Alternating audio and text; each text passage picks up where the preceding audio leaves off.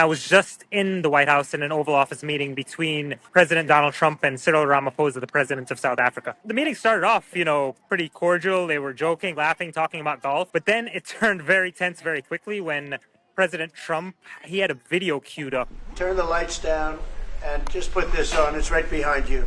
And literally, I looked over my right shoulder, and there was some White House aide. She had a laptop. She opens up the laptop. You see it happen really quickly. Everyone starts looking my way because I'm standing next to the TV. And then they dim the light, and then they played this video. And everybody had their eyes wide open, like, what is going on? A couple of months ago, Ramaphosa signed a measure into law that allowed the government to take land without providing compensation to the owners.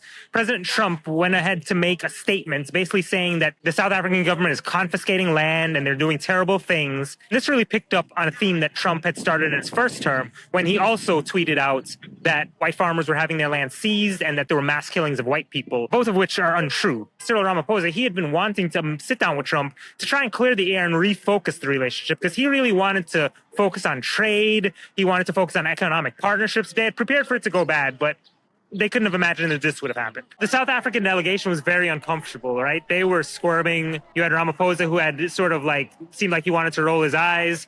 When the video was over, Trump took out a stack of news articles and was going through them and saying, these are all people who were killed, and I was able to see some of them, and some of them had nothing to do with killings of white farmers. But it was just a real show. On the South African side, they had Johan Rouperts, who's a billionaire, South African, he's white, Afrikaner. And he knows both Trump and Ramaphosa, and he played an instrumental role in brokering this meeting. And he basically spoke up and said, "We have too many deaths, but it's across the board.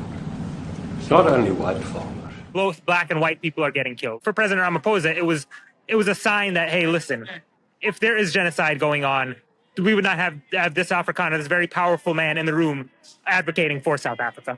The meeting essentially turned into an ambush of the South African president. It was very tense and yeah, it really broke down very quickly. What we saw was the pre-meeting meeting, right? So that was before their official meeting, and they went into a working lunch after this meeting. So I think whether they actually get to substantive issues and whether that is able to sort of patch up the relationship, a lot of it is going to depend on whether the South African delegation can successfully get Trump to not focus on the Afrikaner issue anymore.